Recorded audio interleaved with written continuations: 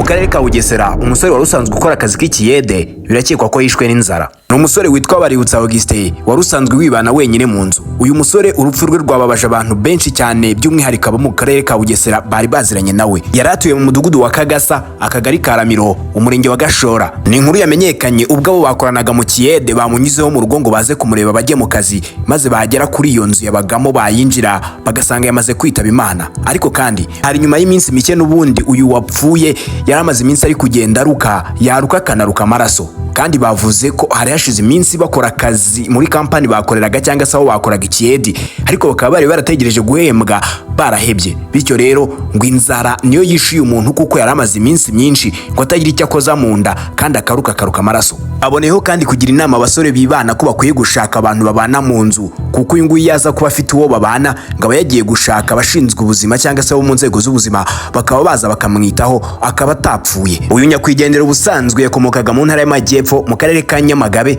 akaba yapfuye afite imyaka 24 y'amavuko. Nge nitwa Rikiradu, Imana ibaho umugisha.